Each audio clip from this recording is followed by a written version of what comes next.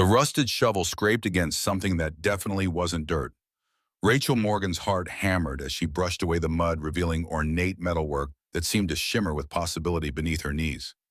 Buried for nearly a century, this discovery would transform her from the town's pitied city girl with the ghost farm into something extraordinary.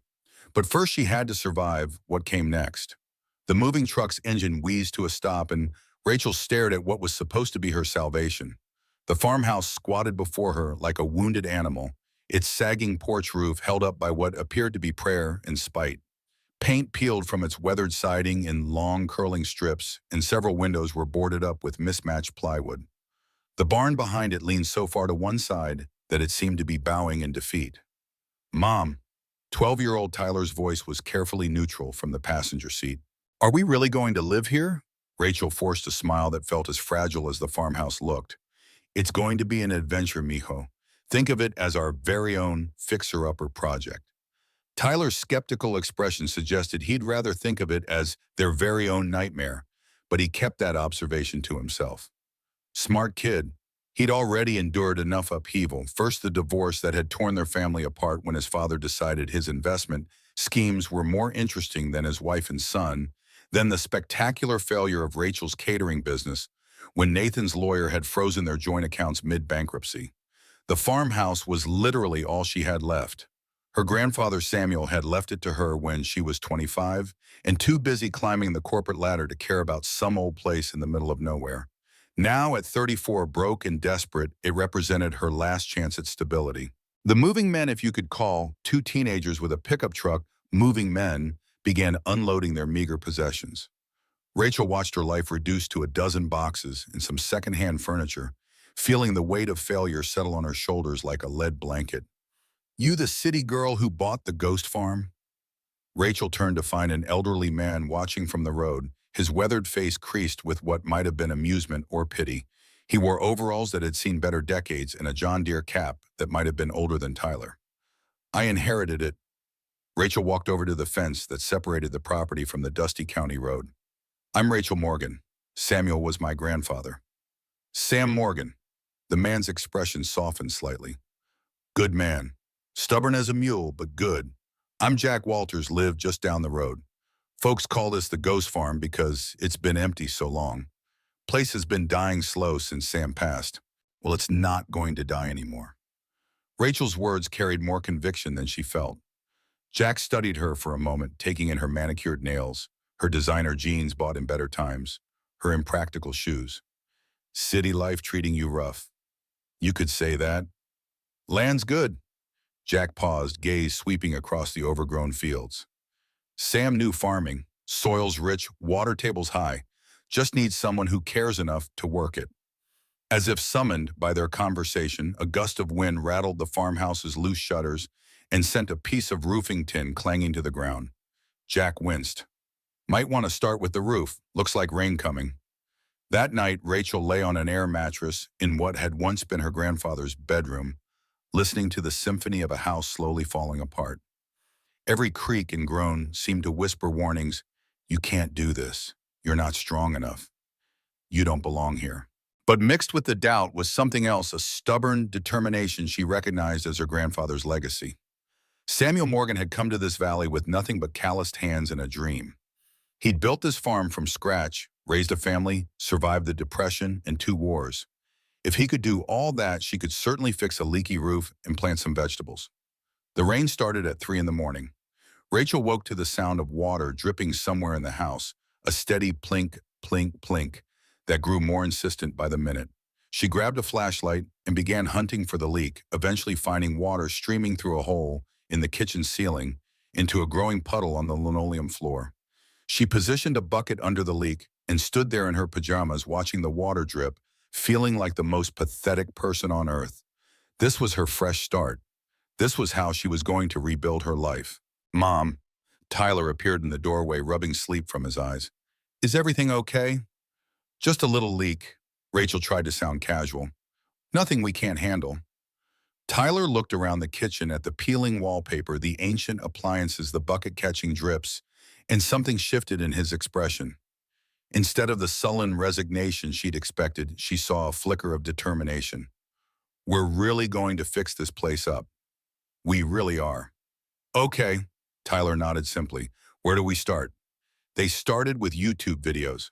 For the next week, Rachel and Tyler became students of home renovation, watching endless tutorials on roof repair, plumbing, and electrical work. They took notes as if their lives depended on it, which in many ways they did. Their first trip to the hardware store was humbling. Rachel had expected to spend maybe a few $100s on supplies. The reality check came when she started pricing roofing materials and realized that even the most basic repairs would cost thousands. First-time homeowner, the clerk, a kind woman named Janet, who looked like she'd been working there since the store opened, eyed Rachel's list. First time everything. Rachel sighed. I inherited a farmhouse, and it turns out I inherited a money pit. Janet laughed. They all are, honey, but there are ways to make it work. You handy at all? I can follow YouTube videos. That's a start. Tell you what, we've got a customer return section in the back. Perfectly good stuff, just wrong color or slightly damaged. Might stretch your dollar further. That's how Rachel discovered the world of salvage and secondhand building materials. What she lacked in money, she made up for in time and determination. She learned to spot good deals at estate sales and construction site dumpsters with permission, of course. She discovered that many contractors were happy to let her haul away their discards rather than pay disposal fees. Tyler turned out to have an unexpected talent for this treasure-hunting approach to renovation. His keen 12-year-old eyes seemed naturally drawn to possibilities others missed. A stack of mismatched bricks became a charming garden border. Leftover paint from various projects got mixed into surprisingly pleasant custom colors. Old windows with broken panes became the frames for raised garden beds. The townspeople watched their progress with a mixture of skepticism and grudging admiration. Rachel had expected hostility, the outsider moving in, disrupting the status quo. Instead, she found a community that was curious, occasionally helpful, and mostly just wary of newcomers. City slicker won't last a month, she overheard at the local coffee shop. Doesn't know the first thing about country living. Rachel gritted her teeth and worked harder, determined to prove them wrong. Mrs. Chen from the general store started setting aside slightly expired produce for Rachel's compost pile. The postman Rick began leaving packages on the covered part of the porch without being asked, and sometimes included handwritten notes about upcoming weather. Even Jack Walters started stopping by occasionally, ostensibly to check the fence line, but really to offer unsolicited advice about everything from soil pH to the best time to plant tomatoes. You're becoming local, he told her one afternoon in late spring, watching her work in the garden she'd carved out of what had been a weed-choked disaster. Takes most folks years to get the town talking about them in a good way. I'm not sure anyone's talking about me in a good way, Rachel replied, wiping sweat from her forehead and leaving a streak of dirt behind. Oh, they are. That Morgan girl's got grit, I heard Martha say at the diner. Coming from Martha, that's high praise. She once called Mother Teresa overly ambitious. Rachel had been working in the garden for 3 months, slowly expanding the plots her grandfather had once tended. The soil was everything Jack had promised, rich and dark, the kind of earth that seemed to grab seeds and pull them toward the light. She'd started small with tomatoes and peppers, herbs and lettuce, but success had made her ambitious. That's why she was digging a drainage line on a gray Thursday afternoon in June. The area behind the barn had always been soggy, a low spot where water collected after every rain and turned the ground into a muddy mess. Rachel had decided to install French drains, a simple system she'd learned about from where else YouTube. All it required was a trench, some gravel, and perforated pipe. The first 2 feet of digging went smoothly. The soil was soft from recent rain, and her rented trenching shovel cut through it easily. But at about 3 feet down, the shovel rang against something that definitely wasn't dirt or rock. Rachel knelt and began digging carefully with her hands, brushing away mud and clay. What emerged was metal, not rusted iron or aluminum, but something darker and heavier. As she cleared more dirt away, she could see it was some kind of hatch or door, maybe 3 feet square with ornate metalwork around the edges. Her heart began to pound. In all the stories her grandfather had told her about the farm, he'd never mentioned anything like this. She cleared more dirt, revealing hinges along one side and what looked like a latch mechanism on the other. Tyler, she called toward the house, come here, I need you to see something. Her son came running, still wearing the paint-splattered clothes from their morning work session, refinishing kitchen cabinets. He stopped short when he saw her kneeling beside the rectangular metal door in the ground. "What is it?" His voice hushed. "I have no idea," Rachel admitted. "Help me clear more dirt away." Working together, they exposed the entire hatch. The metal was tarnished but solid, and the decorative scrollwork around the edges suggested it was old, maybe very old. Along one edge, barely visible, under decades of grime, were etched numbers 1923. "Mom." Tyler's eyes widened. "I think this might be important." Rachel sat back on her heels, staring at their discovery. Her rational mind supplied perfectly reasonable explanations. It was probably an old root cellar or maybe a storm shelter. Plenty of farmhouses had hidden storage areas, especially ones built in the early part of the century. But her heart was racing with possibilities that had nothing to do with reason. "Should we open it?" Tyler asked. Rachel looked at her son's excited face, then back at the mysterious hatch. Common sense suggested she should call someone, an archaeologist, maybe, or at least the Historical Society. This could be important in ways she didn't understand. On the other hand, it was on her property, and she'd been making decisions based on common sense for years. And look where that had gotten her. "Let's see what's inside." The latch mechanism was more complex than it had looked at first glance. What she'd taken for simple corrosion turned out to be an intricate lock system, tarnished but still functional. After several minutes of careful manipulation, something clicked and the latch released. The hatch was heavier than expected. Even with both of them pulling, it took considerable effort to lift, and when it finally opened, it revealed a set of stone steps descending into darkness. Cool air wafted up from below, carrying scents of earth and age and something else. Something that made Rachel think of old libraries and forgotten secrets. "It's like a cave," Tyler whispered. Rachel pulled out her phone and turned on the flashlight. The beam revealed that the steps led down about 8 feet to what appeared to be a substantial underground room. The walls looked like stone, and she could make out shapes in the darkness that might have been shelving or furniture. "I'm going down," she decided. "Mom, are you sure that's safe?" "Probably not." Rachel smiled grimly. "But I'm doing it anyway. Stay up here and keep watch. Okay, if I yell, call 911. The stone steps were solid and well-made, worn smooth by time, but showing no signs of crumbling or instability. As Rachel descended, her phone's light began to illuminate the underground room, and what she saw made her gasp. It was a root cellar, but not like any she'd seen in her YouTube research. This was a substantial space, maybe 12 by 15 feet, with arched stone walls and what appeared to be a vaulted ceiling. Along the walls were built-in wooden shelving units. And on those shelves, Rachel's light played over dozens of wooden crates, each one carefully labeled with dates and cryptic notations. Most of the dates were from the 1920s, and many of the labels included initials. RHT appeared frequently, along with CRR, and strings of numbers that might have been codes. But it was what sat on the floor in the center of the room that made Rachel's knees go weak. A steamer trunk, black leather, with brass fittings, sat open as if someone had been interrupted in the middle of examining its contents. And those contents... Rachel approached slowly, hardly daring to believe what her eyes were telling her. The trunk was filled with what appeared to be gold coins, hundreds of them, gleaming dully in the light of her phone. Scattered among the coins were bundles of papers tied with ribbon and what looked like stock certificates or bonds. "Mom," Tyler's voice drifted down from above. "Are you okay? What do you see?" Rachel realized she'd been standing in stunned silence for several minutes. Her hands were shaking as she reached for one of the paper bundles. The documents were in remarkable condition, protected by the cool, dry air of the cellar. The top sheet appeared to be some kind of inventory list written in a careful hand. Property of R.H. Thompson, C. Railroad holdings deposited June 15, 1923.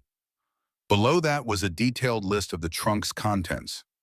200 double eagle gold pieces, $20,000 denomination. 150 St. Gaudens gold pieces, $20,000 denomination.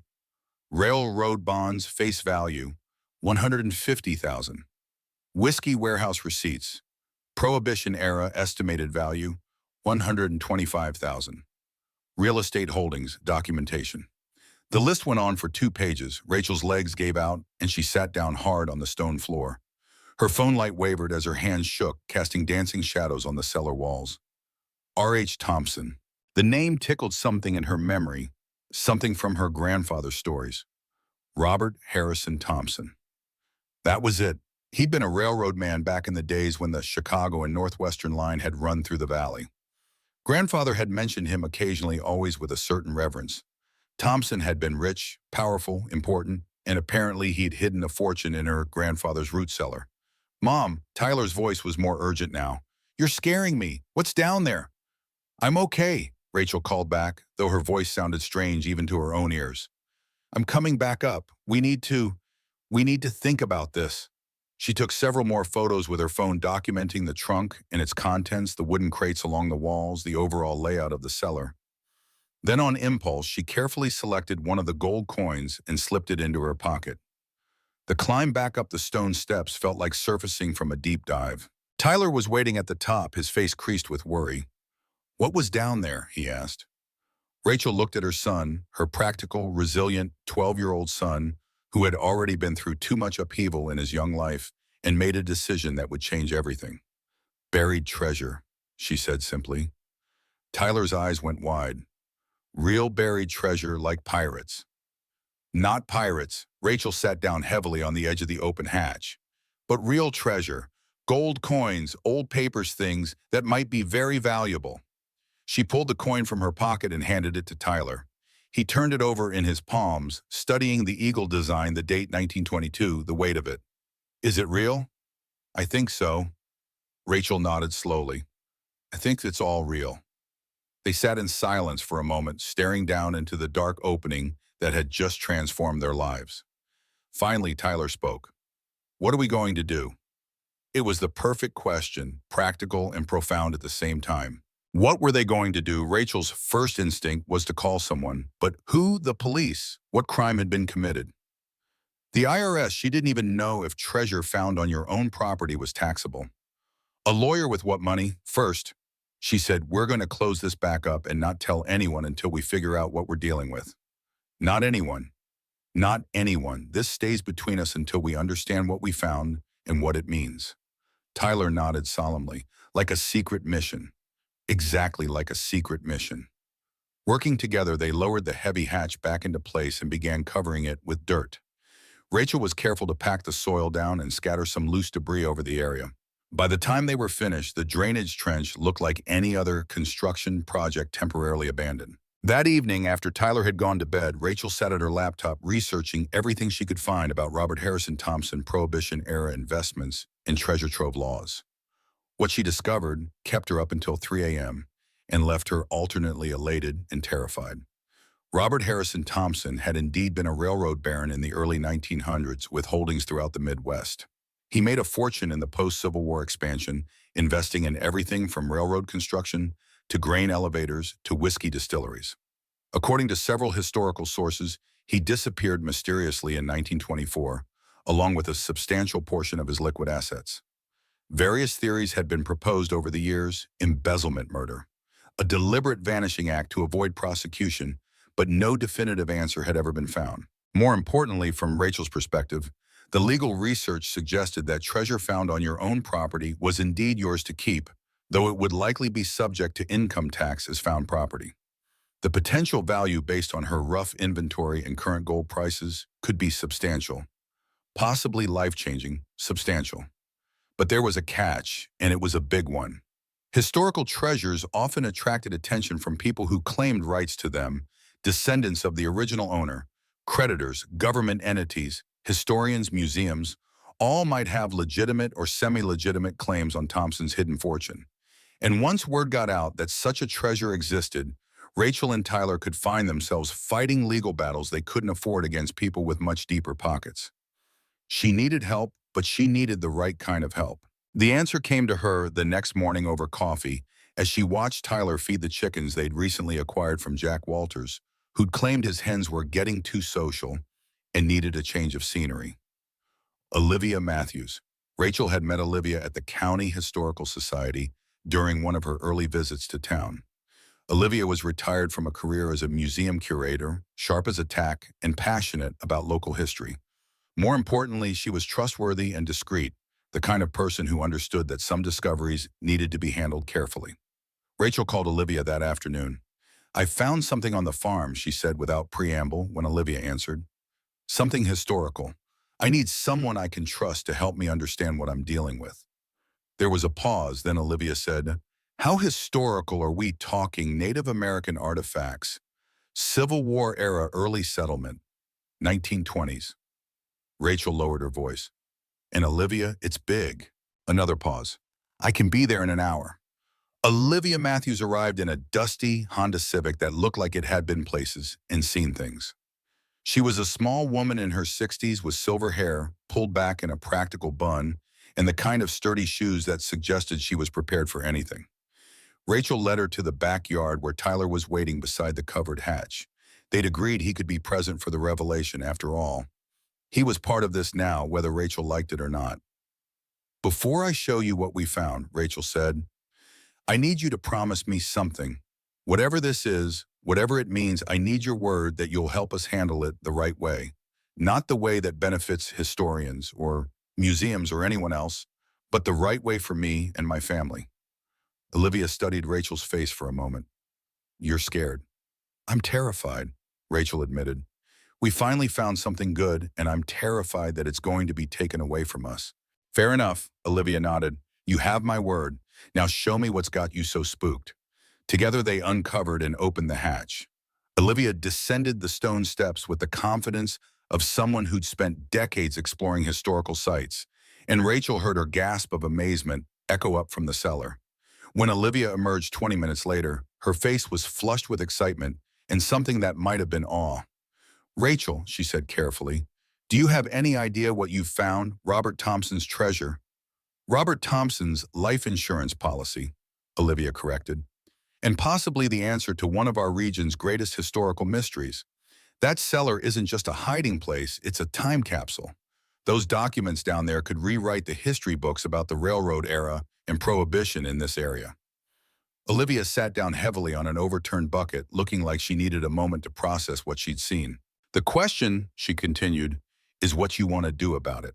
Because once word of this gets out, and it will get out eventually, your quiet life is going to become very complicated. How complicated? Tyler asked. Olivia looked at him seriously. Complicated enough that you might have reporters camping in your front yard. Complicated enough that you might get phone calls from people claiming to be Robert Thompson's great-great-grandchildren. Complicated enough that lawyers might start sending you letters about legal rights to historical artifacts. Rachel felt her stomach drop. So we can't keep it. I didn't say that, Olivia said quickly, but you need to be smart about how you handle it.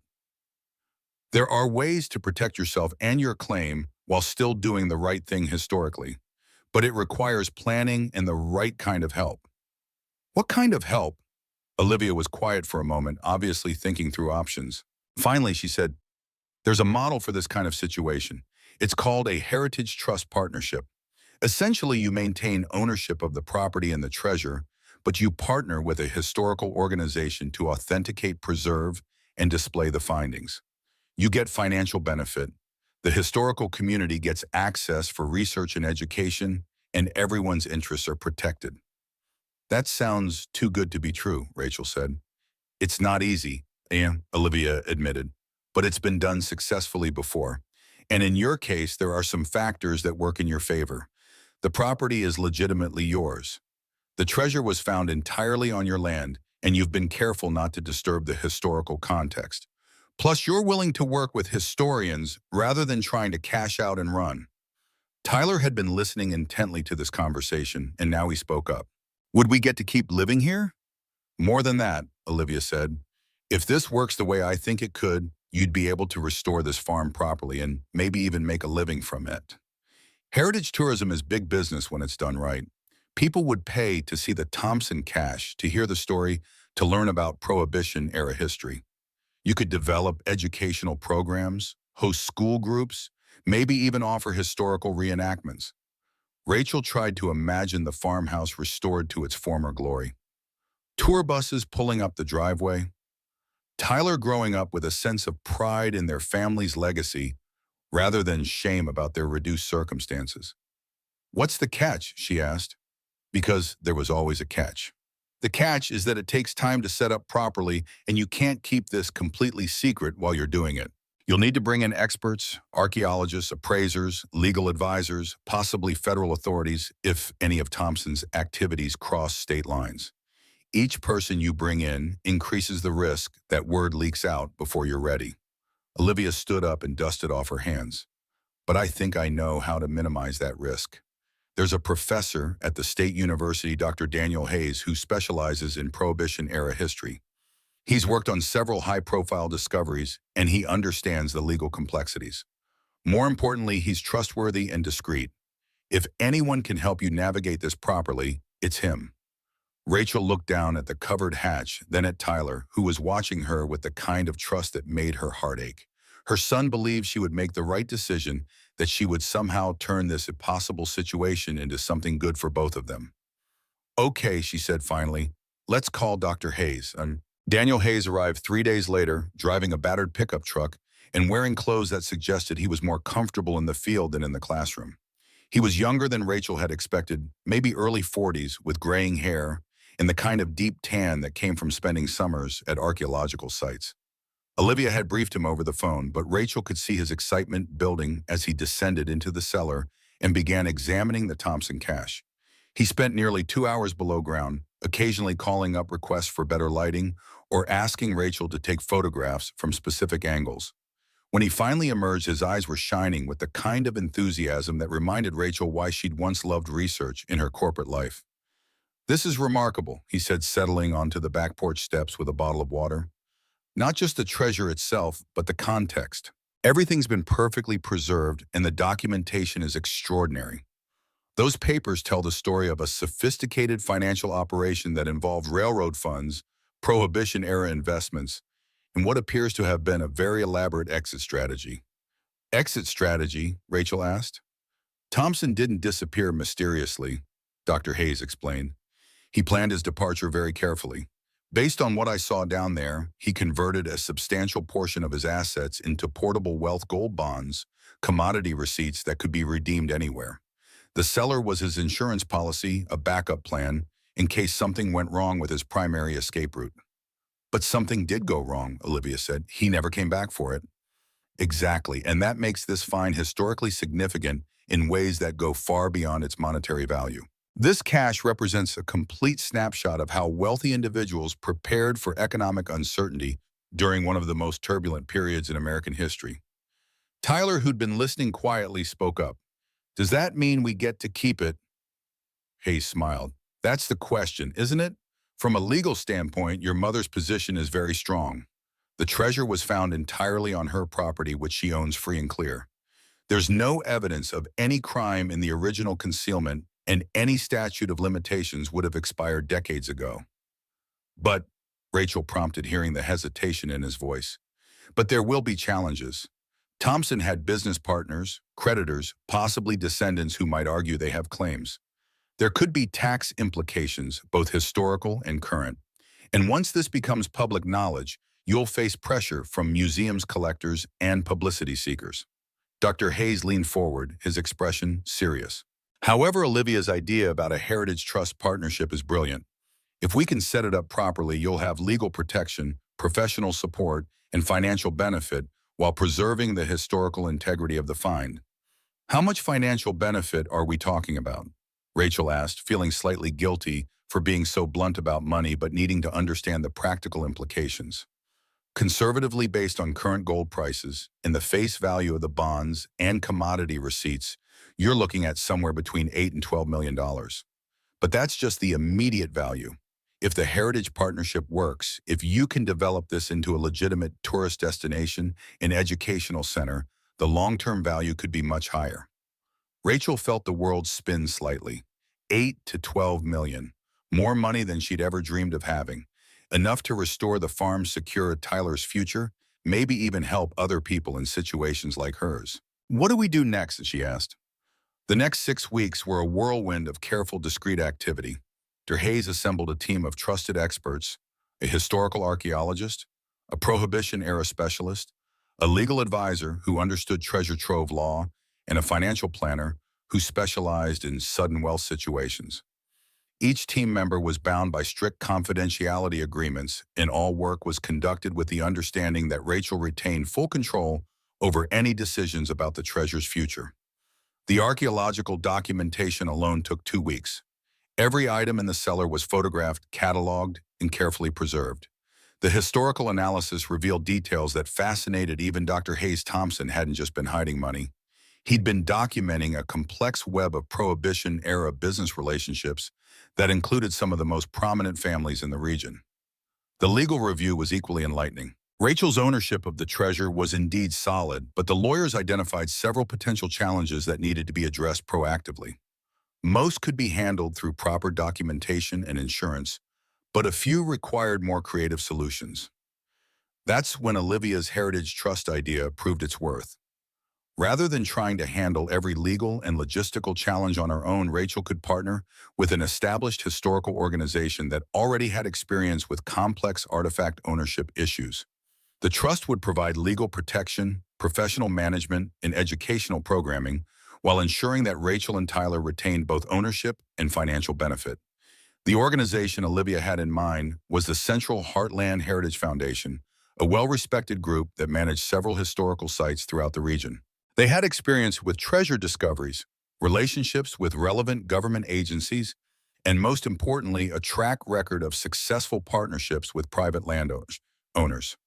Rachel met with the foundation's director, Dr. Sarah Lewis, on a rainy Thursday morning in July.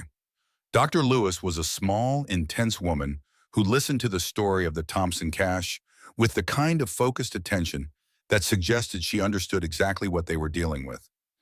"This is the kind of discovery we dream about," Dr. Lewis admitted after reviewing the documentation Dr. Hayes' team had prepared.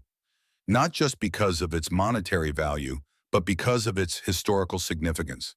This cache could anchor a major educational initiative about Prohibition-era economics and the social history of the Upper Midwest." "What would that look like practically?" Rachel asked. Dr. Lewis pulled out a tablet and began showing Rachel examples of similar heritage partnerships. "The basic model is straightforward. You retain ownership of the property and the treasure, but you lease the heritage rights to the foundation for a term of years, typically 25 to 30. We handle all the legal, logistical, and educational aspects. You receive an upfront payment for the lease rights, plus a percentage of ongoing revenue from admissions, educational programs, and related activities." The numbers Dr. Lewis outlined were staggering: an initial lease payment of $5 million plus ongoing revenue that could easily reach several $100,000 annually once the site was fully developed. "And we get to stay on the farm?" Rachel asked. "More than that." Dr. Lewis said, "You'd be the site manager essentially. This is your family's legacy, your grandfather's property. No one else could tell the story with the same authenticity and passion. We'd want you to be the face of the heritage site." Rachel tried to imagine herself giving tours to busloads of history enthusiasts, telling the story of Robert Thompson's treasure and her grandfather's farm. It seemed surreal, but also somehow right. "There's one more thing," Dr. Lewis continued. "Because of the historical significance of this discovery, the foundation could probably secure federal and state grants for site development and programming. That means we could restore your farmhouse and barn to period-appropriate condition, develop professional quality exhibits, and create educational materials, all without reducing your financial benefit." That evening, Rachel sat on the front porch with Tyler, watching the sunset paint the valley in shades of gold and amber. They'd been living on the farm for 4 months now, and it was beginning to feel like home in ways she hadn't expected. "So what do you think?" she asked her son. "Should we become treasure hunters, turned heritage site managers?" Tyler was quiet for a moment, throwing a stick for the farm dog they'd recently adopted astray, who'd decided their chicken coop needed guarding. "Will there be a lot of people coming to visit?" "Probably." "Would that bother you?" "I don't know," Tyler said honestly. "Maybe it would be cool, like having our own museum. It would be a big change from the quiet life we've been living." Tyler looked around the farm at the garden they'd planted, the barn they'd been slowly repairing, the chicken coop he'd helped build. "Mom, do you remember what you said when we first got here about how Grandpa Samuel built this place from nothing?" "I remember." "Well, we're kind of doing the same thing, aren't we? We came here with nothing, and now we're building something good." Rachel felt tears prick her eyes. Her son, who'd been through a divorce and a bankruptcy and a cross-state move, who'd spent the summer learning to fix leaky roofs and plant vegetables, had just summarized their situation with more wisdom than most adults could muster. "Yeah, mijo," she said softly. "We are building something good." The contracts were signed on a crisp October morning, with Olivia and Dr. Hayes serving as witnesses, and Tyler solemnly adding his signature as junior partner in the family business. The Central Heartland Heritage Foundation officially became the heritage rights holder for the Thompson cache and the Morgan family farm, while Rachel and Tyler retained ownership of both the property and the treasure itself. The initial $5 million lease payment hit Rachel's bank account 3 days later, transforming her from someone who checked her balance obsessively to someone who was afraid to look at it. The number seemed impossible, like a clerical error that would be discovered and corrected at any moment. But it wasn't an error. For the first time in years, Rachel fell asleep without worrying about money. The public announcement came in November, carefully orchestrated by the foundation's publicity team. The story broke simultaneously in local and regional newspapers. "Historic treasure discovery revitalizes rural farm."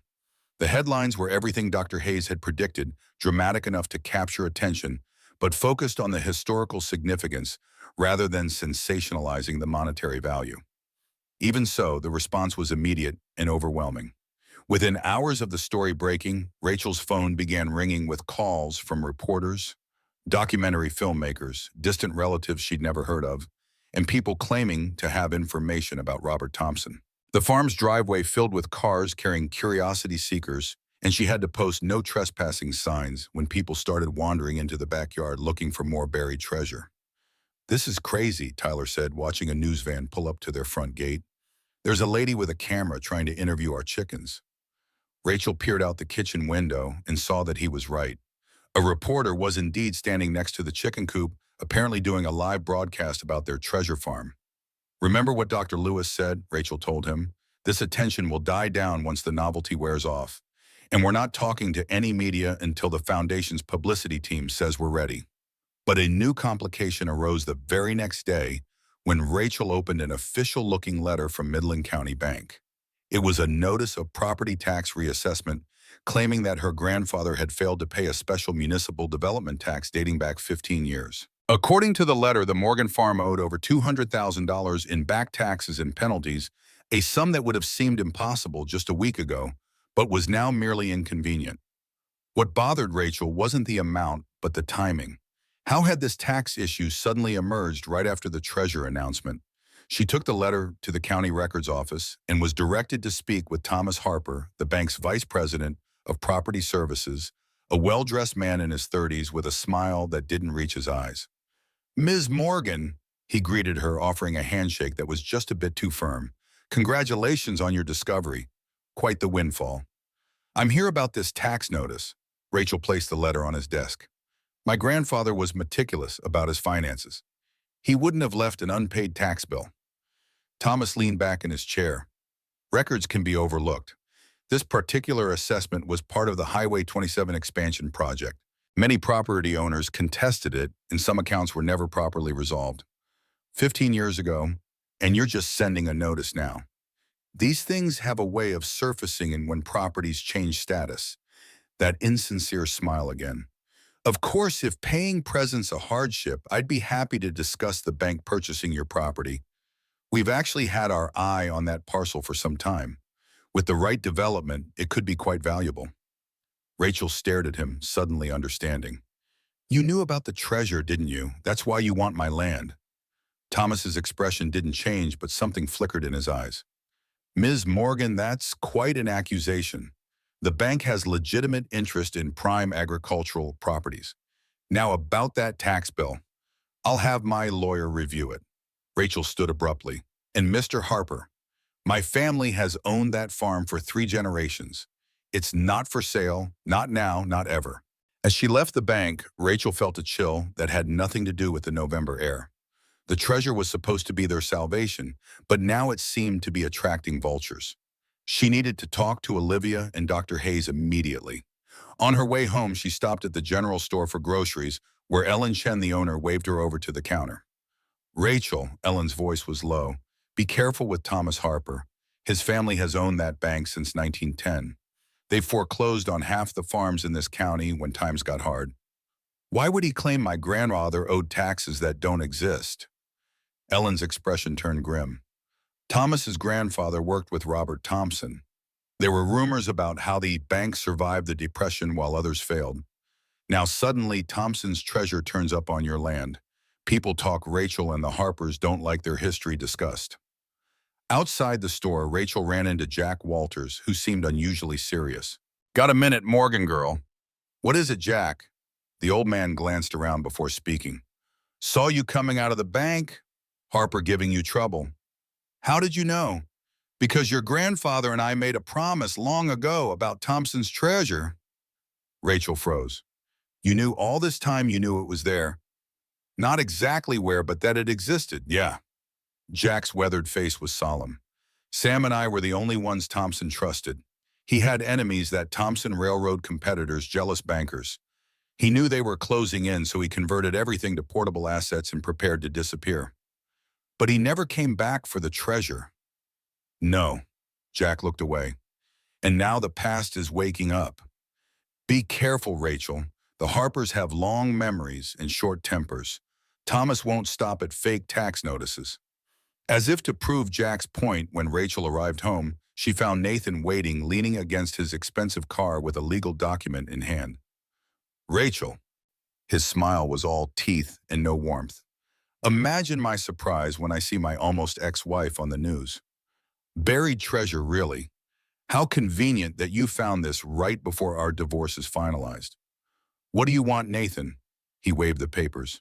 Just making sure you understand that any assets acquired during our marriage are subject to equitable distribution. My lawyer thinks I have a strong claim to at least half of your new fortune. Rachel felt something inside her harden. We were separated when I found it on property I inherited before we married. Details for the court to decide. Nathan shrugged. Unless, of course, you'd prefer to settle privately. Say $2 million, that's a bargain, considering.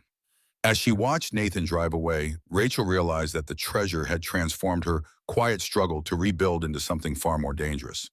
People were circling, bankers, lawyers, her ex-husband, all wanting a piece of what she'd found. That night, she woke to the sound of breaking glass. Heart pounding, she grabbed the baseball bat she'd started keeping beside her bed and rushed to Tyler's room. He was sitting up, eyes wide with fear. Someone's in the house, he whispered. Stay here. Lock the door, Rachel commanded, already moving toward the hallway. In the kitchen, she found the window by the back door shattered. As she reached for her phone to call 911, a beam of light swept across the yard outside a flashlight, moving toward the barn, toward where the hatch was hidden. Rachel dialed quickly, reporting the break-in, then grabbed her coat and slipped outside. Staying in the shadows, she followed the intruder, a man in dark clothing who moved with purpose toward the exact spot where they'd found the hatch. Before she could confront him, headlights appeared at the end of the driveway. The intruder cursed, abandoning his search and disappearing into the woods that bordered the property. By the time the sheriff's deputy arrived, there was no sign of him except footprints in the mud. Probably just kids, the deputy suggested, showing little interest in investigating further. Heard about the treasure on the news and thought they'd try their luck. But Rachel knew better. The intruder had gone straight to the hatch location, no searching, no hesitation. Someone had told him exactly where to look. The next morning, Tyler was subdued. Maybe we should give it back, he said quietly over breakfast. The treasure, put it back in the ground and pretend we never found it. It's too late for that, mijo. Rachel squeezed his shoulder. But I promise you we're going to be okay. This farm is our home now, and we're not going to let anyone take it away from us. When she called Olivia to report what had happened, her friend arrived within the hour, accompanied by Dr. Hayes and a grim-faced Jack Walters. There's something you need to know, Jack said, placing a worn leather portfolio on the kitchen table. Something I should have told you from the beginning. He opened the portfolio to reveal yellowed documents, legal papers, old correspondence, newspaper clippings. I wasn't just Sam's friend, I was Robert Thompson's attorney before I retired. These are copies of documents Thompson left with me for safekeeping. Olivia and Dr. Hayes exchanged shocked glances as Jack continued. Thompson knew the Harpers were working with his competitors to seize control of his railroad interests. Thomas Harper Sr., Thomas's grandfather, was helping them manipulate stock prices and sabotage Thompson's operations. When Thompson discovered this, he knew he had to disappear, but wanted evidence preserved in case he ever needed to clear his name. Dr. Hayes carefully examined one of the documents. This is extraordinary. These papers could completely rewrite the accepted history of Thompson's disappearance. But why didn't you come forward before? Rachel asked. Jack's expression was pained. Because Thompson made me promise to protect Sam. The Harpers would have ruined him if they knew he was hiding Thompson's evidence. After both men were gone, it seemed better to let sleeping dogs lie. Until now, Olivia said quietly. Until now, Jack agreed. But with the treasure public and Thomas Harper circling, you need protection. These documents show that the Harpers were engaged in what we'd now call insider trading and corporate espionage. The statute of limitations has expired on the crimes, but not on the scandal. The current Thomas Harper would do anything to keep this hidden. Rachel stared at the documents that had just changed everything. So that's why he wants my land. Not for the gold, but for these papers. The question is, Dr. Hayes said, how do we use this to protect you and Tyler? Before anyone could answer, Tyler burst into the kitchen. Mom, someone's put our house on the internet. He thrust his tablet at Rachel, showing a local news website with the headline, Disputed Treasure Ex-Husband Claims Rights to Thompson Fortune. Below was a picture of their farmhouse, alongside a photo of Nathan in his business suit, looking appropriately concerned as he described how Rachel had hidden assets during their separation. Rachel felt the walls closing in. Thomas Harper with his fake tax claims, Nathan with his divorce demands, an unknown intruder searching for the treasure, and now public attention turning from historical interest to personal drama. I can't do this, she whispered. I can't fight everyone. You don't have to fight alone. Olivia's voice was firm. That's why we're here. Jack nodded, tapping the documents. Thompson faced the same choice: once run or stand his ground. He chose to run and spent the rest of his life looking over his shoulder. Don't make the same mistake. Rachel looked at Tyler, who was watching her with that same trust that had nearly broken her heart before. He believed she would find a way through this, and maybe with these new allies she could. Okay. She straightened her shoulders. What's our next move? Dr. Hayes smiled, a determined, slightly predatory smile that reminded Rachel that beneath his academic exterior was someone who didn't back down from a fight. We bring in reinforcements, he said, and then we show Thomas Harper and anyone else who's coming after you that this treasure has teeth. The Central Heartland Heritage Foundation assembled a war room in a converted conference space at the university. 4 corkboards dominated one wall covered with photographs, documents, and a complex web of red string linking the Thompson cache to historical events and key players. Dr. Hayes paced in front of the timeline, adding notes and occasionally stepping back to consider the big picture. The Thompson disappearance wasn't just about business rivalries, he explained, placing a yellowed newspaper clipping on the board. It happened during a perfect storm of prohibition enforcement crackdowns, railroad consolidation fights, and the early tremors of what would become the Great Depression. Olivia nodded, comparing the documents from Jack's portfolio with the items cataloged from the cellar. Look at these dates. Thompson was systematically converting assets to portable wealth for nearly 2 years before he vanished. He knew something was coming. Rachel studied the boards while Tyler sat nearby, sketching Thompson's steamer trunk with remarkable accuracy for a 12-year-old. The boy had barely left her side since the break-in, his earlier excitement about the treasure now tempered with anxiety. If Thomas Harper knows about the evidence against his grandfather, Rachel mused, why not just destroy it? Why this elaborate scheme to get my property? Because he doesn't know exactly what evidence exists or where it's all hidden, Dr. Hayes replied. Thompson was too clever to put all his eggs in one basket. The cellar we found may just be the first of several caches. Rachel's phone buzzed with yet another call from a number she didn't recognize, the 5th today. She silenced it without answering. Since the news had broken, strangers had been relentless reporters seeking exclusive interviews, production companies pitching documentaries, self-proclaimed historians wanting access to the treasure, and most disturbingly, 3 different people claiming to be Thompson's direct descendants. We need to get ahead of this, Olivia said, noting Rachel's frustration. The longer we wait, the more control we lose over the narrative. Dr. Hayes nodded. And we need to neutralize Thomas Harper's leverage. That tax claim is bogus, but he could tie you up in court for months. The door opened and Jack Walters entered, looking uncomfortable, in clothes nicer than his usual overalls, a concession to their academic surroundings. Got something you all need to see. He placed a plain manila envelope on the table. Inside were photographs of Thomas Harper meeting with Nathan at an upscale restaurant 2 towns over. Taken yesterday, Jack explained. They spent 2 hours together, and Nathan left with that. He pointed to a document folder visible in the last photo. Rachel's stomach tightened. They're working together. Makes sense. Dr. Hayes sighed. Harper needs a legal watch to get control of the property. Your ex-husband's claims about marital assets could potentially freeze everything while the courts sort it out, which would give Harper time to search the entire farm, Olivia added. Rachel's hands balled into fists. She'd spent her marriage walking on eggshells around Nathan's ambitions and schemes, always the supportive wife, even when her instincts screamed warnings. Now he was doing it again, manipulating her life from the sidelines, seeing her not as a person, but as an obstacle to wealth. I won't let them, she declared, her voice steadier than she expected. This farm is all Tyler and I have. It's our fresh start. I'm not letting Nathan or Thomas Harper take that away. Jack cleared his throat. There's more. I did some digging into the county records, the real ones, not the sanitized versions Harper's bank keeps. Found evidence that Thompson's original land grant included nearly twice the acreage your grandfather ended up with. Somewhere along the line, the Harper family acquired the eastern parcel through what looks like a forced sale during the Depression. Which means, Tyler asked, looking up from his sketch. Jack's weathered face creased in a rare smile.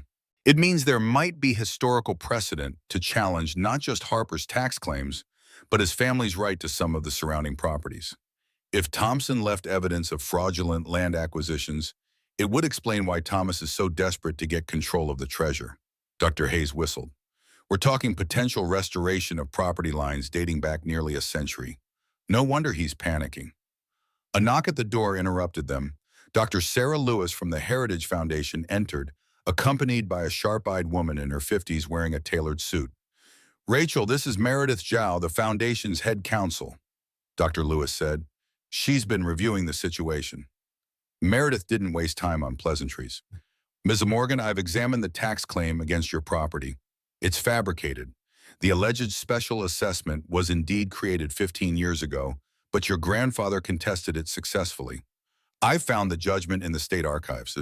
Harper is counting on you not having the resources to dig that deep. Relief washed over Rachel. So we can fight it. Better than that, we can counterattack. Meredith's smile was thin but genuine. The Foundation is prepared to initiate a comprehensive title search on your behalf, examining every property transaction in a 5-mile radius of your farm going back to the original land grants. If the Harpers have been manipulating property records, as we suspect, we'll find it. Dr. Lewis interjected, the Foundation has a vested interest in protecting the historical integrity of the Thompson cache. If that means taking on the Harper family's questionable land dealings, we're prepared for that fight. For the first time since finding the treasure, Rachel felt like she might have the upper hand. The resources of the Heritage Foundation, combined with Jack's insider knowledge and Dr. Hayes's historical expertise, created a formidable alliance. What about Nathan? Tyler's voice was small but determined. He's still trying to take half of everything. Meredith turned her attention to the boy. Your father's claim has significant weaknesses. The property was inherited before the marriage, and the treasure was discovered after legal separation. But more importantly, she pulled a document from her briefcase. I had our researchers look into your father's business activities. He's been hiding assets in a series of shell companies. If he pursues his claim against your mother, we'll introduce evidence of financial misconduct during the marriage. Tyler's eyes widened. You mean Dad was cheating with money even before he left? The adults exchanged uncomfortable glances. Rachel knelt beside her son. Sometimes people make choices that hurt the people they're supposed to love. That doesn't make it your fault. I know, he replied with a resignation that broke her heart. I just thought he was better than that. The group spent this next several hours outlining a strategy. The Heritage Foundation would handle the legal counteroffensive against Harper's tax claims, while simultaneously preparing for Nathan's anticipated court filing. Dr. Hayes and his team would accelerate their documentation of the Thompson cache, creating a comprehensive catalog that could be secured in multiple locations. "What about the immediate security concerns?" Rachel asked. "Someone broke into my house looking for something specific." "Already addressed," Dr. Lewis assured her. "The foundation has contracted a security service. They'll install a system tonight and provide personnel until the situation stabilizes." As if summoned by their conversation, Rachel's phone lit up with a text from Ellen Chen, sheriff's deputy, asking questions about you at the store. Same one who dismissed break-in. "Be careful." "They're not waiting," Rachel murmured, showing the message to the others. "Harper's using local connections to gather information." Jack nodded grimly. "Small town, Sheriff and Thomas go way back." Hayes made a decision. "We need to move the most sensitive materials off-site today. Rachel, are you comfortable with us temporarily relocating the key documents and a representative sample of the artifacts to the university's secure storage?" "Do whatever you need to," Rachel agreed. "Just keep us safe." The team dispersed with clearer assignments. Dr. Hayes and his graduate assistants would handle the relocation of key artifacts. Meredith would begin the legal counteroffensive. Jack and Olivia would dig deeper into the historical connection between the Harper and Thompson families. Rachel and Tyler returned home under the watchful eye of a security consultant, a retired police officer named Miguel, who spoke little but observed everything. The farm felt different now, as if the very air had changed. What had been a place of hope and rebuilding just days ago now felt exposed, vulnerable. As Rachel helped Tyler with homework that evening, trying to maintain some semblance of normalcy, headlights swept across the windows. Miguel tensed, moving to the front window, then relaxed slightly. "County Sheriff," he reported. "Single vehicle." Rachel's pulse quickened. "Tyler, go to your room and lock the door. Don't come out until I call you." The knock came as Tyler disappeared down the hallway. Rachel opened the door to find Sheriff Benson, a heavy-set man with 20 years on the force and a perpetual look of mild indigestion, standing on her porch. "Ms. Morgan," the sheriff removed his hat. "Mind if I come in? Got some questions about your recent discovery." Miguel positioned himself visibly in the living room doorway. The sheriff's eyes flickered to him, then back to Rachel. "Evening, Sheriff.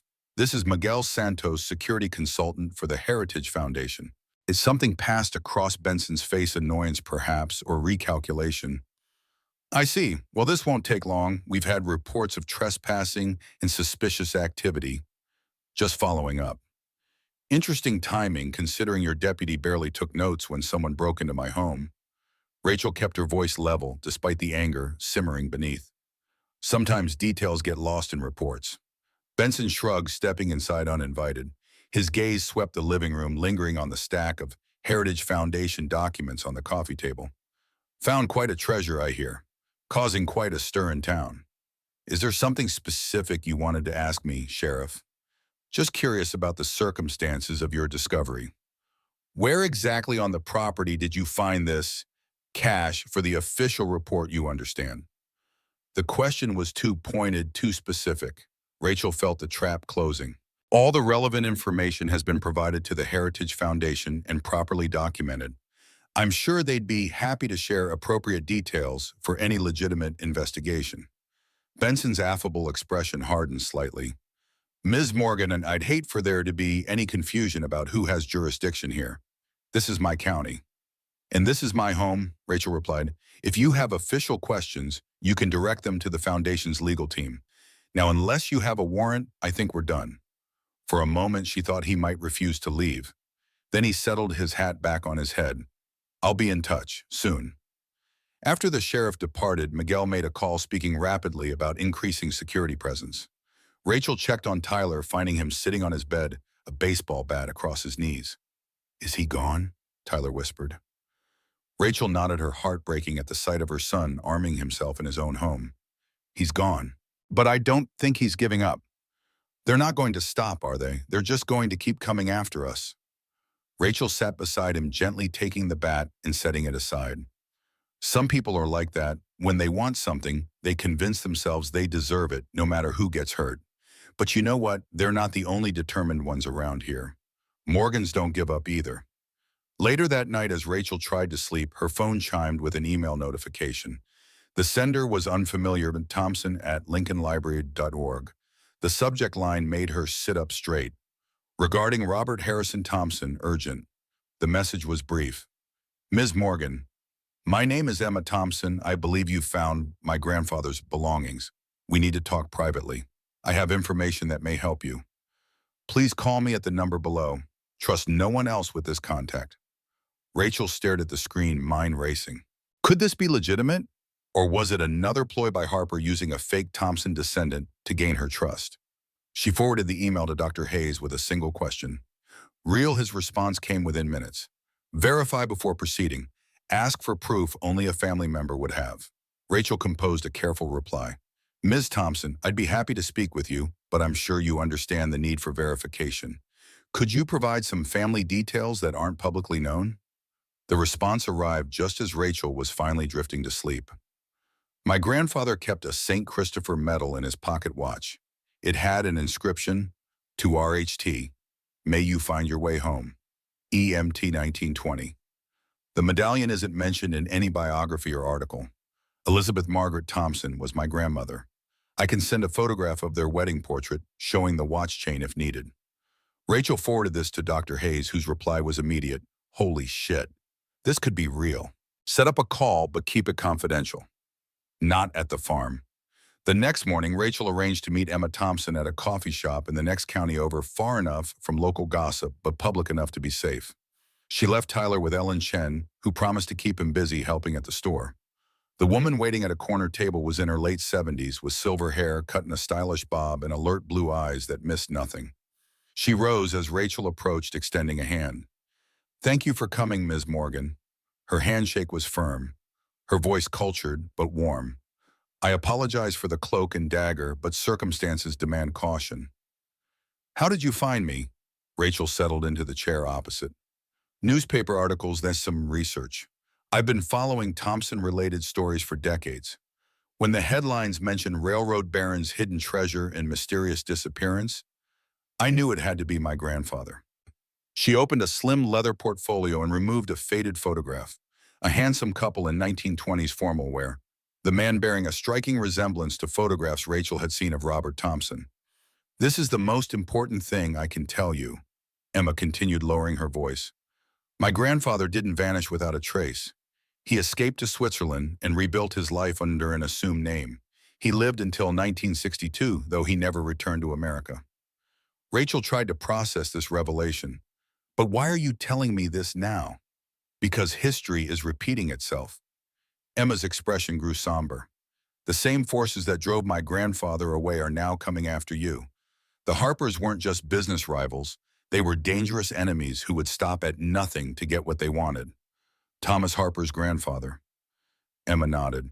Thomas Harper Sr. was the public face, but the entire family was involved in a complex scheme to seize control of my grandfather's buntings. They sabotaged rail lines, bribed officials, manipulated stock prices, and when that didn't work, they turned to more direct methods. My grandfather fled because he received credible threats against his family. And you think Thomas Harper Jr. is capable of the same? I know the current Thomas Harper has been researching his grandfather's connection to mine for years. He's made discreet inquiries to historical societies, hired private researchers. Emma slid a folder across the table. Last year, he accessed family records at the Chicago Historical Society under the pretense of genealogical research. What he was really looking for were clues about my grandfather's missing assets.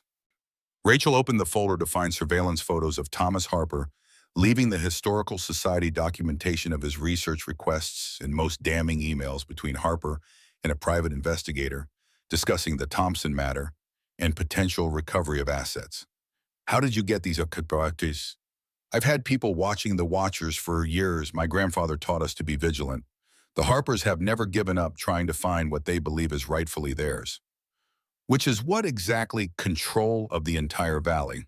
Emma gestured toward the window, indicating the countryside beyond. My grandfather's original land holdings encompassed most of what's now the northern half of the county. The Harpers have systematically acquired pieces of it over generations. But your farm, what was once the heart of the Thompson estate, has always eluded them. Rachel thought of the weathered farmhouse, the overgrown fields, the neglected barn, hardly seeming worth this decades-long obsession. There's more to your land than meets the eye, Emma continued as if reading her thoughts. The geological surveys my grandfather commissioned showed significant natural resources beneath the property, resources that would be much more accessible with modern technology. What kind of resources? Emma hesitated. I can't be certain. The specific surveys were part of what disappeared with my grandfather. But whatever it is, the Harpers have wanted that land badly enough to pursue it for 3 generations. Rachel sat back feeling the weight of history pressing down on her. What had seemed like a simple, if extraordinary discovery was expanding into something far more complex, a multi-generational conflict in which she and Tyler were merely the latest players. What do you suggest I do? I can't just walk away. This farm is all we have. You don't have to walk away, Emma replied, but you do need to understand what you're fighting for and against. I'm willing to provide documentation proving my grandfather's legitimate transfer of the property to Samuel Morgan, along with evidence of the Harper family's historical manipulation of land records in the area. Why would you help me? You could claim the treasure yourself. Emma's smile held a hint of sadness. My grandfather made his peace with losing those assets. What he couldn't accept was the Harpers winning through deception and threats. Besides, I have no need for the money, but I do care about justice, even if it comes nearly a century late. Back at the farm, Rachel found Tyler and Ellen in the kitchen, baking cookies, a deliberate attempt at normalcy that made her heart ache. She thanked Ellen, waiting until the store owner departed before sharing her discovery with Dr. Hayes and the team. This changes everything, Doctor, Hayes declared after reviewing Emma's documents. With a verified Thompson descendant supporting our position and providing additional evidence of the Harper's misconduct, we can completely reshape the narrative. Olivia was more cautious. Assuming Emma Thompson is who she claims to be, we need verification beyond family photographs and stories. Already working on it, Meredith assured them, but these documents about the Harper family's systematic acquisition of Thompson lands during the Depression, if authenticated, they're explosive. Jack examined the old property maps Emma had provided, comparing them to modern surveys. She's right about one thing: the original Thompson holdings covered most of what's now the northern county. Rachel's farm is sitting right at the center of it. But what makes this land so special, Rachel wondered. It's just farmland. Dr. Hayes shook his head. Not according to these. He pointed to notations on one of Emma's maps. These markers indicate geological survey points. Thompson wasn't just a railroad man, he had interests in mining and natural resources. These look like survey references for... His voice trailed off as he pulled out his phone and began searching rapidly. After a moment, he looked up, eyes wide. The Harrison County Shale Formation. It's one of the largest untapped natural gas deposits in the Midwest. Natural gas, Rachel repeated. Under my farm. Under much of the northern county, Hayes corrected. But your property sits at what appears to be the most accessible point, the thinnest overburden above the shale, according to these old surveys. With modern fracking techniques, that land would be worth millions, Jack finished, maybe tens of millions. Rachel felt dizzy. So this isn't about the Thompson treasure at all. The treasure is just a bonus, Meredith agreed. What Thomas Harper really wants is what's underneath your property. The historical artifacts are valuable, but a major natural gas play, that's generational wealth. Before they could discuss further, Rachel's phone rang. Tyler's school. Her heart dropped as she answered. Ms. Morgan, this is Principal Delaney. There's been an incident involving Tyler. He's okay, but there was an altercation with another student. We need you to come in right away. Rachel raced to the school to find Tyler sitting outside the principal's office, an ice pack held to his cheek. A larger boy, she recognized him as Brian Harper Thomas's nephew, sat at the opposite end of the bench, sporting a bloody nose. Principal Delaney, a harried woman in her 50s, ushered Rachel into her office where Thomas Harper was already waiting, his expression thunderous. Ms. Morgan? Delaney's tone was carefully neutral. There was a physical altercation between Tyler and Brian during lunch period. According to witnesses, Brian made some remarks about your family's recent publicity, and Tyler responded physically. He said we stole from his family. Tyler's voice shook with indignation from the doorway. He said we were thieves and that we'd be sorry when his uncle took everything away from us, that we'd end up homeless. Thomas Harper's expression remained impassive, but something cold flickered in his eyes. Children repeat things they overhear without understanding the context. I'm sure Brian meant no harm. And I'm sure threatening a 12-year-old with homelessness is completely innocent. Rachel retorted, placing a protective hand on Tyler's shoulder. Principal Delaney cleared her throat uncomfortably. Regardless of what was said, physical violence is against school policy. Both boys will receive detention. This incident demonstrates a concerning pattern of instability in Tyler's home environment, Thomas remarked, as if making a casual observation. First, the break-in that Ms. Morgan reported, now violence at school. One has to wonder if the current situation is in the child's best interest. The implication hung in the air like poison gas. Rachel felt her blood turn to ice. Are you threatening my custody of my son, Mr. Harper? Merely expressing concern as a community member. His smile never reached his eyes. Children thrive on stability, after all. As they left the school, Rachel held Tyler close, her mind racing. Harper's implied threat was clear. He was escalating, moving beyond the treasure and the land to target what mattered most to her. The message couldn't have been plainer: back off, or we'll take everything, including your son. That evening, Nathan called, his voice dripping with false concern. I heard there was trouble at school today. This is exactly what I've been worried about, Rachel. Tyler needs stability. With everything going on, the treasure, the media attention, break-ins, maybe he would be better off staying with me for a while. Rachel gripped the phone so tightly her knuckles turned white. Is that what Thomas Harper suggested when you had lunch with him yesterday?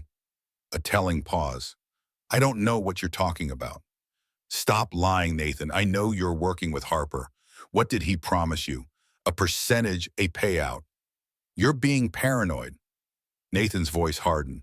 The stress is clearly affecting your judgment, which only proves my point about Tyler. If you try to take my son, I will fight you with everything I have.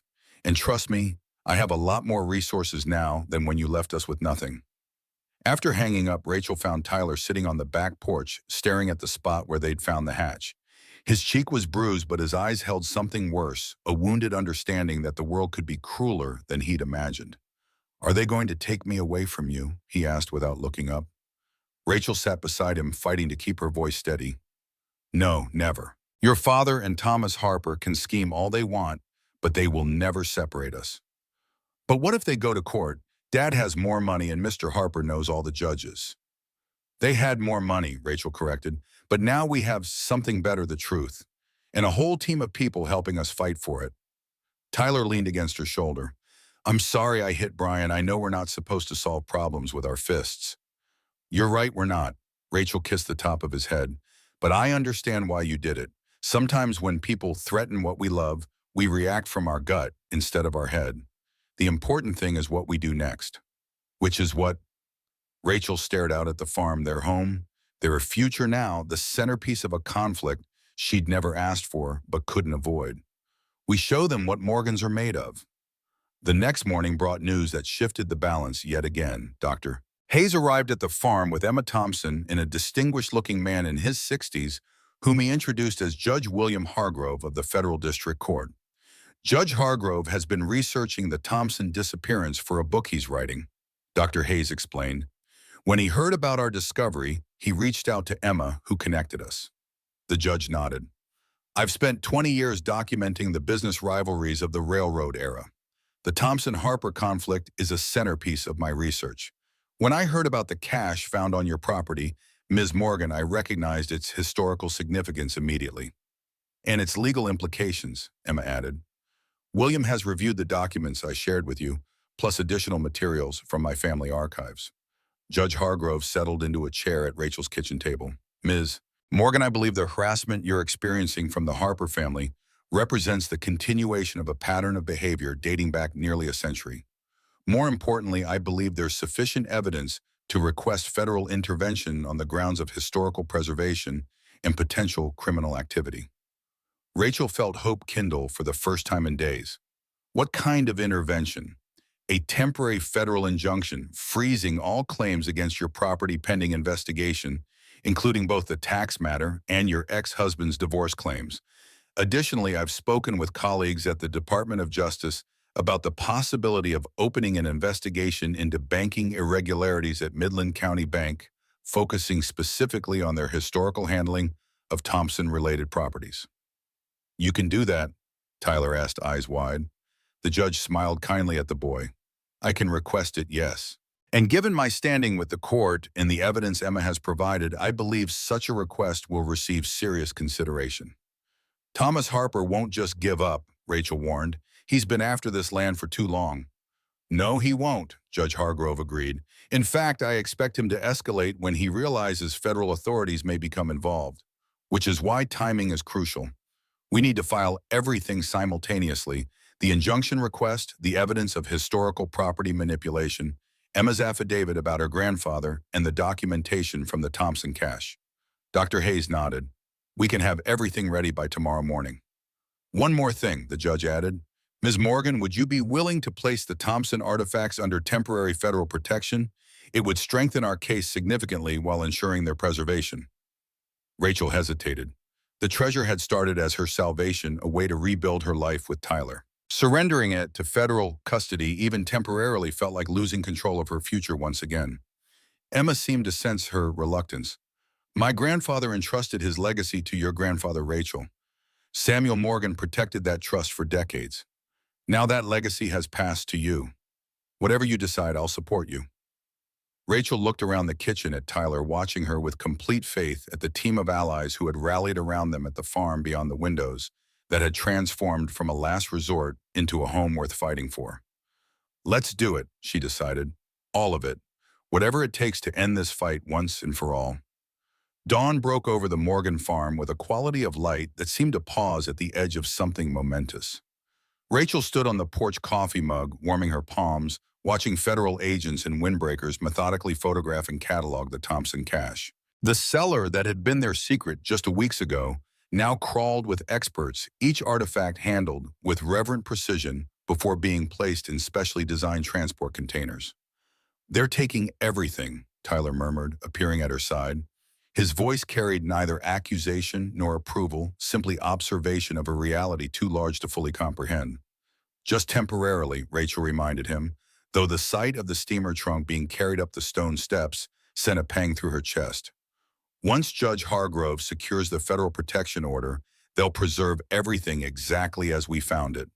The lead agent, a woman named Director Martinez, with the kind of efficiency that seemed almost supernatural, approached with the digital tablet.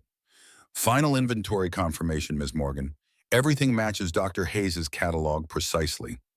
Rachel scrolled through pages of items: gold coins, bearer bonds, whiskey receipts, property deeds, personal correspondence, the physical remnants of Robert Thompson's life categorized with clinical detachment. Her finger hesitated over one entry: pocket watch, gold engraved RHT with St. Christopher metal insert. Emma should have this, Rachel decided. It belonged to her grandfather, was intended for her grandmother. Family heirlooms should stay with family. Director Martinez nodded, making a notation. Judge Hargrove anticipated your request. Ms. Thompson can claim personal effects with demonstrable sentimental value without compromising the preservation order. A convoy of unmarked vehicles departed an hour later, carrying the Thompson cache to a secure federal facility. Rachel felt strangely hollow watching them disappear down the driveway. The treasure that had promised to transform their lives had become something else entirely. Evidence in a century-old conspiracy that had somehow entangled her small family in its web. What happens now? Tyler asked, the question encompassing far more than just the immediate future. Before Rachel could answer, her phone buzzed with a text from Meredith. Federal injunction filed. Hearing scheduled tomorrow 9 a.m. Harper served with papers 20 minutes ago. Brace for reaction. The reaction came faster than anyone anticipated. As Rachel and Tyler ate lunch, Ellen Chen called in a panic. Thomas Harper just stormed into my store demanding to know where you are. He's furious, Rachel. I've never seen him like this. When I wouldn't tell him anything, he knocked over an entire display and said something about taking what's rightfully his before the feds ruin everything. I think he's coming your way. Rachel thanked Ellen and immediately alerted their security team. Miguel positioned himself near the front entrance, while she sent Tyler to the secure room they'd established in the basement. A precaution that had seemed excessive just days ago now felt desperately inadequate. Judge Hargrove called next, his judicial composure slipping. Harper's attorney just tried to file an emergency motion to halt the federal preservation order. I've never seen such blatant procedural violations. They literally attempted to have a county judge override federal jurisdiction. When that failed, they withdrew the motion and left in a hurry. Something's not right, Rachel. Stay vigilant. Dr. Hayes and his team arrived within the hour, bringing additional security personnel. They converted the dining room into a command center, coordinating with federal agents who were en route, but still over an hour away. The injunction has Harper cornered, Dr. Hayes explained, spreading a property map across the table. With federal authorities examining his family's historical land acquisitions and banking practices, he's facing potential criminal charges beyond just losing his claim to your property. Jack Walters studied the map, his weathered finger tracing the boundaries of the original Thompson holdings. If I were him, I'd be worried about what else might be buried on this land. Thompson was thorough. The cache we found may just be the first line of defense. Rachel remembered Emma's words about geological surveys and natural resources. You think there might be more hidden documentation? Something that could further damage the Harper family. Thompson had evidence of criminal activity that drove him into exile, Jack confirmed. He wouldn't have kept it all in one place. Sam used to tell stories about helping Thompson hide insurance policies all over the property. Olivia Matthews, who'd been coordinating with local historical preservation officials, looked up sharply. The second cellar. Tyler mentioned finding references to it in your grandfather's journals. Rachel nodded. We haven't had time to locate it with everything else happening. The journal entry just mentioned the old oak standing alone. The lightning oak, Jack said immediately. Out past the north field, huge old tree, struck by lightning decades ago, but still standing. Sam always said it marked something important. The urgency in the room shifted. If another cache existed, potentially containing even more damaging evidence against the Harper family, they needed to secure it before Thomas could act. The team mobilized quickly, dividing into groups: one to remain at the house with Tyler, another to investigate the lightning oak, and a third to establish a perimeter around the property until federal agents arrived. Rachel hesitated, torn between staying with Tyler and leading the search. Her son made the decision for her, emerging from the secure room with a determined set to his jaw. Go, Mom. I'll stay with Miguel and Dr. Lewis. You need to find whatever's out there before Mr. Harper does. She embraced him fiercely, this child who seemed to be growing into his strength before her eyes. Lock everything down after we leave. Don't open the door for anyone except the federal agents, and only after proper identification. The search team, Rachel, Dr. Hayes, Jack, and Olivia, took Jack's rugged old pickup across the north field. The lightning oak dominated the landscape, its massive trunk split halfway up by some long-ago storm, one half reaching skyward, while the other curved toward Earth in frozen supplication. Sam and I used to meet here sometimes, Jack reminisced as they approached. He'd say old Thompson knew what he was doing, putting his trust in something that survived being struck by God himself. They circled the tree, searching for any sign of disturbance or hidden entrance. The ground appeared untouched, with no obvious hatch or door like the one behind the barn. After 30 minutes of increasingly frustrated exploration, Rachel sat on one of the gnarled roots, fighting disappointment. Maybe we're overthinking this, she sighed. It could be as simple as... Her words cut off as the root beneath her shifted slightly. Not enough to be alarming, but definitely movement where none should exist. Rachel stood quickly, gesturing for the others to examine the spot. Dr. Hayes knelt, brushing away decades of accumulated leaves and soil. The root system has been modified, he marveled. Look at the growth pattern. It's been deliberately trained around something. Working together, they cleared more debris, revealing what appeared to be a trapdoor ingeniously incorporated into the tree's root structure. Nature had been guided to conceal human artifice, creating a hiding place that would become more secure with each passing year as the oak's roots continued their slow embrace of the door. Unlike the ornate hatch near the barn, this entrance was utilitarian, sturdy wood reinforced with metal bands, with a simple iron ring pull nearly fused with rust. It took all four of them to break it free, the door finally yielding with a groan of protest that seemed to come from the earth itself. A narrow shaft descended into darkness, with metal rungs embedded in one wall forming a ladder. The air that rose from below carried the mineral scent of undisturbed earth and something else, the chemical tang of old paper and ink. I'll go first, Dr. Hayes offered, clicking on a powerful flashlight. These structures can be unstable after so many years. Rachel followed close behind, the cool darkness enveloping her as she descended. Unlike the spacious cellar behind the barn, this chamber was smaller and more Spartan. A simple concrete box, perhaps 8 feet square with a metal filing cabinet against one wall and a small safe set into another. Thompson wasn't going for comfort here, Dr. Hayes observed. This is purely functional. The filing cabinet yielded easily, its contents meticulously preserved in waterproof containers, maps, surveys, and what appeared to be legal documents dating from 1920 to 1924. Dr. Hayes examined them with growing excitement. These are geological surveys of the entire county, he explained, and they're incredibly detailed for the era. Thompson hired petroleum engineers from the Texas oil fields to assess natural gas potential in the Harrison County Shale Formation. Olivia, who had joined them in the chamber, pored over another set of documents, and these appear to be evidence of criminal activity correspondence between Thomas Harper Sr. and county officials about manipulating property records, falsifying tax assessments, to force foreclosures, even arranging accidents at competing banks during the Panic of 1923. The safe, Rachel murmured, drawn to the heavy metal box embedded in the wall. How do we open it without damaging whatever's inside? Jack, who had remained above to keep watch, called down urgently. Vehicle approaching from the east, moving fast across the field. Looks like Harper's SUV. Dr. Hayes' expression hardened. We need to secure these documents now. Rachel, help me gather everything from the cabinet. Olivia, see if there's anything else hidden in here. They worked quickly, packing documents into Olivia's shoulder bag. The safe remained unopened, its combination lost to history. As Rachel prepared to climb back up the ladder, something caught her eye, a small metal plate on the underside of the safe, easily missed, unless viewing from below. Etched into the metal were numbers 1842-733. The combination, she realized. Hidden in plain sight, but only visible if you're actually inside the chamber. Dr. Hayes quickly worked the dial, the safe opening with surprising ease to reveal a single leather-bound ledger in a small wooden box. Rachel secured both as Jack's voice came again, more urgent. They've spotted the truck, Harper, and 2 others heading this way. We need to move now. Rachel ascended rapidly, emerging into late afternoon sunlight just as Thomas Harper's black SUV skidded to a stop 50 yards away.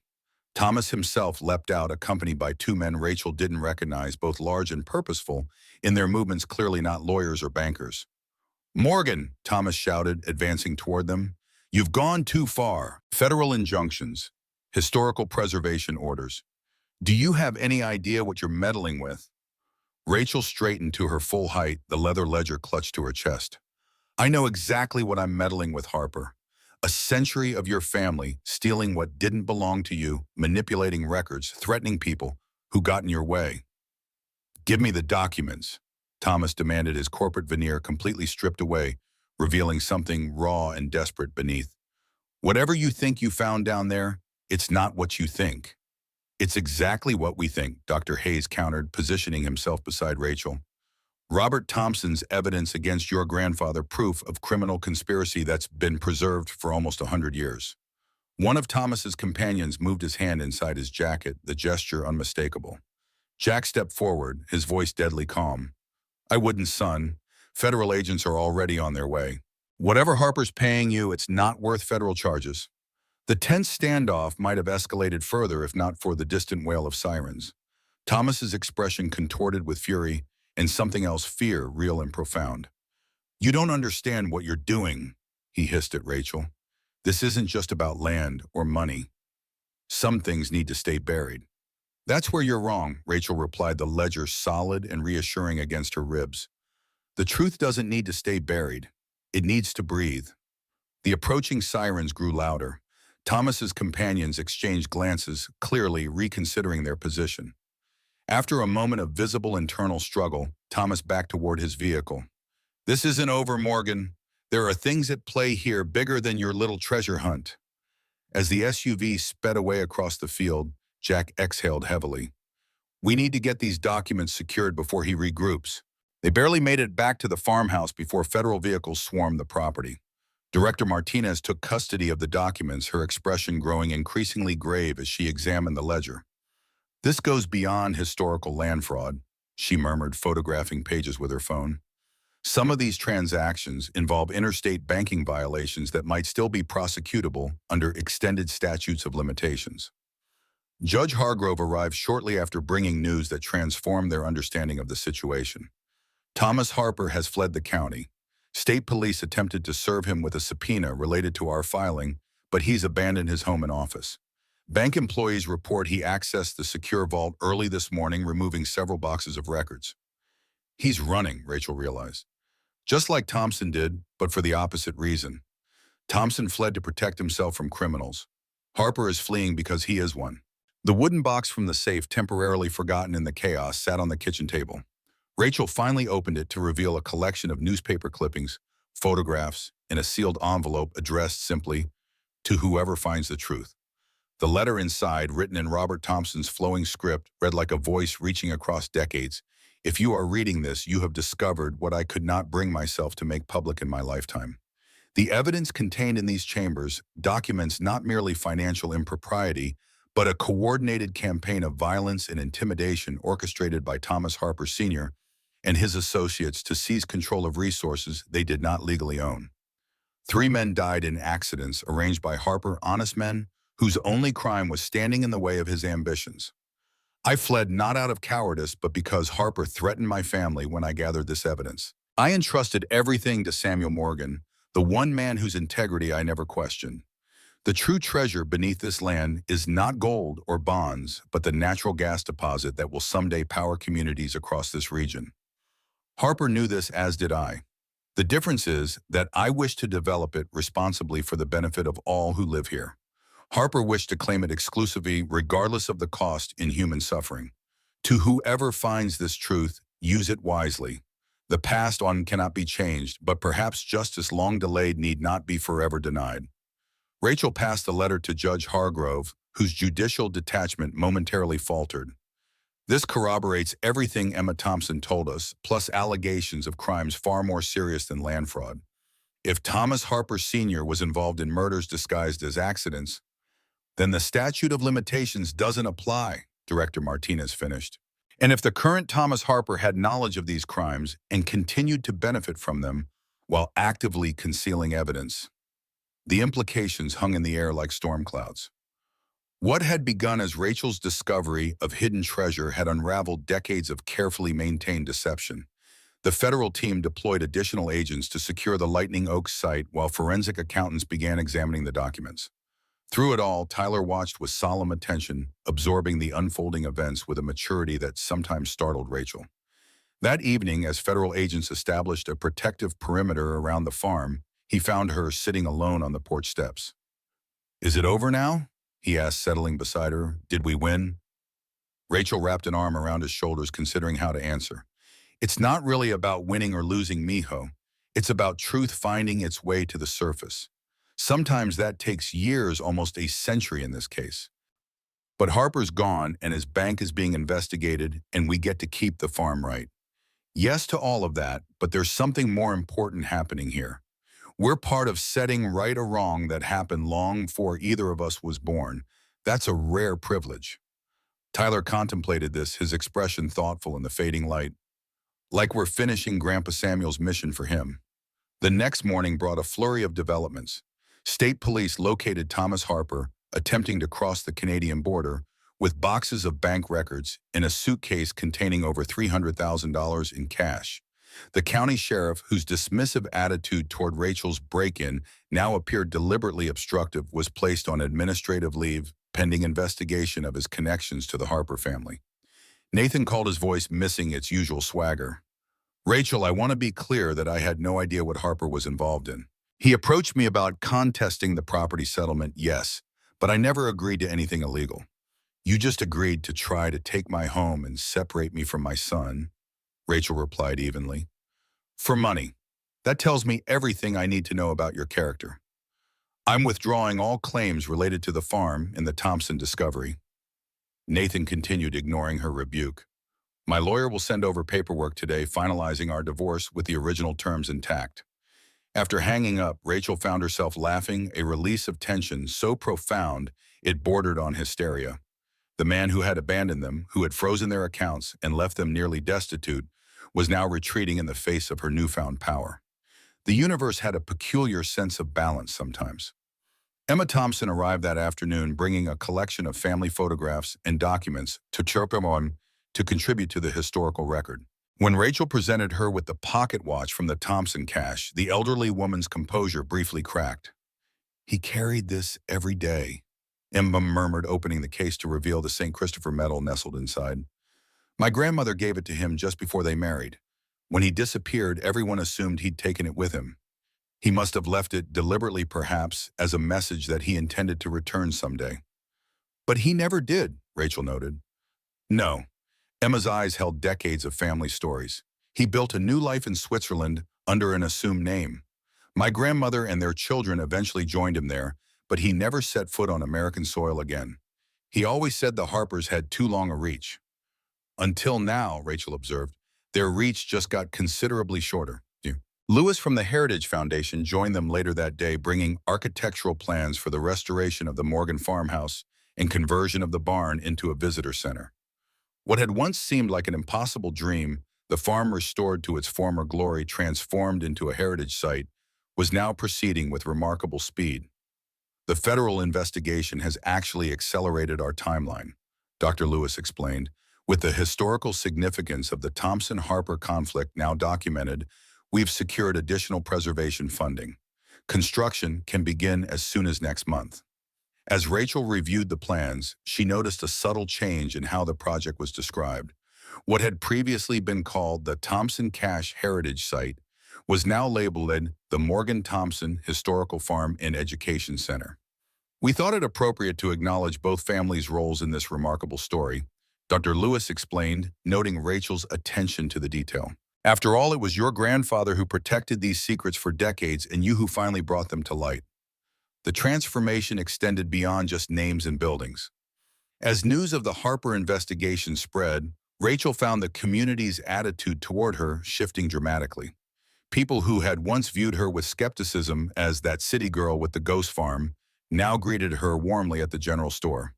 Ellen Chen expanded her inventory to include Thompson Morgan historical farm merchandise, t-shirts, and coffee mugs that sold briskly to curious visitors already making pilgrimages to glimpse the property from the road. Jack Walters, whose role in the unfolding drama had elevated him from eccentric local to town hero, found himself besieged by reporters seeking colorful quotes about the century-long conspiracy. He handled his newfound celebrity with characteristic gruffness, deflecting personal questions, while carefully highlighting Samuel Morgan's decades of quiet integrity. 3 days after Thomas Harper's arrest, Rachel received an unexpected visitor, Brian Harper, Thomas's 14-year-old nephew, who had fought with Tyler at school. The boy stood awkwardly on the porch, shoulders hunched against an invisible weight. "My mom sent me to apologize," he began, the words clearly rehearsed, "for what I said to Tyler and for everything else." Tyler, who had come to stand beside Rachel, studied his former antagonist with cautious interest. "Is your uncle really going to jail?" Brian's face flushed with a complicated mix of emotions. "Probably. My mom says he did bad things, that our whole family has been doing bad things for a long time." The admission seemed to cost him physically, each word dragged into the light against resistance. "That doesn't make you bad," Tyler offered after a moment, the simple statement carrying a wisdom beyond his years. "You don't have to be like him." Something in the exchange, one boy offering another a path to redemption, moved Rachel deeply. The cycle of enmity that had defined the Thompson-Harper relationship for generations might finally be broken, not through dramatic confrontation, but through this small moment of grace between children. As September drew to a close, Rachel stood in the newly restored kitchen of the farmhouse, marveling at the transformation. The peeling wallpaper and ancient appliances had given way to period-appropriate fixtures that somehow incorporated modern functionality. The leaking roof had been completely replaced, the sagging porch rebuilt to match historical photographs. Even the chicken coop had been reconstructed with an eye toward both authenticity and practicality. "It doesn't feel real sometimes," she confessed to Olivia, who had become a daily presence as the heritage site development proceeded. 6 months ago, I was broke and desperate, seeing this farm as my last resort. Now it's becoming something I never could have imagined." "That's how history works," Olivia replied. "We think we're making choices, following paths, but we're actually fulfilling patterns set in motion long before we arrived. You were meant to find Thompson's cache just as your grandfather was meant to protect it." The formal opening of the Morgan Thompson Historical Farm and Education Center was scheduled for Memorial Day weekend, allowing time for the completion of exhibits documenting the Thompson-Harper conflict and the broader historical context of the Prohibition-era economy. In the meantime, Rachel and Tyler settled into a new routine that balanced privacy with their property's evolving public role. Tyler, whose initial anxiety about their changed circumstances had given way to enthusiastic participation, developed a particular interest in the agricultural aspects of the Heritage Project. Under Jack's tutelage, he helped establish a demonstration garden using heirloom seed varieties that Thompson and Morgan would have planted in the 1920s. Kids got a feel for growing things, Jack observed one afternoon, watching Tyler carefully training tomato vines up a trellis he'd constructed himself. Sam would be pleased to see the land being worked properly again. The federal investigation into the Harper family's activities expanded beyond Thomas himself, revealing a multi-generational pattern of financial manipulation, real estate fraud, and political corruption that had shaped the county's development for decades. Several local officials resigned as their connections to the family came to light, and Midland County Bank was placed under regulatory supervision, pending a complete audit of its practices. Through a peculiar twist of legal fate, the natural gas deposits beneath the Morgan farm, the resource that had driven much of the Harper family's obsession, became the subject of a complex environmental and historical preservation case. The underground formation extended far beyond Rachel's property lines, but the federal injunction temporarily prohibited any development while the full extent of the Thompson-Harper land fraud was investigated. "It's likely to be tied up in court for years," Judge Hargrove explained during one of his regular visits, "which might actually be for the best. It gives the community time to decide collectively how or whether to develop these resources." Rachel found herself surprisingly untroubled by the uncertainty.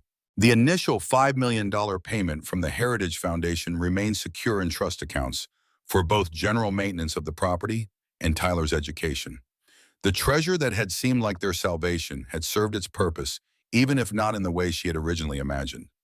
One crisp October evening, as sunset painted the restored farmhouse in shades of amber and gold, Rachel sat on the porch swing, watching Tyler explain crop rotation principles to a group of visiting agricultural students. Her son moved through the demonstration garden with confidence, fielding questions with an ease that would have been unimaginable just months ago. Emma Thompson settled beside her on the swing, her presence having become a regular feature at the farm as she divided her time between Chicago and the small guest cottage that had been constructed behind the main house. "He reminds me of my grandfather," Emma observed, watching Tyler. "That same combination of practical knowledge and idealism."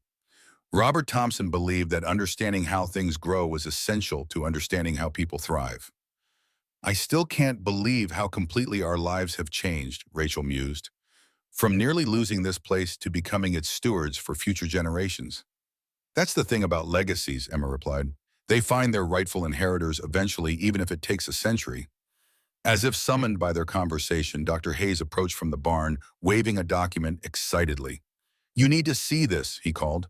The federal researchers just finished translating some of Thompson's coded ledgers from the second cache. They found something remarkable. The document he handed Rachel appeared to be a copy of an original letter dated March 1923 from Robert Thompson to Samuel Morgan. "My dear Sam, should circumstances force my departure, as we have discussed, may become necessary, I am entrusting to you not merely physical assets, but a vision for this land we both cherish.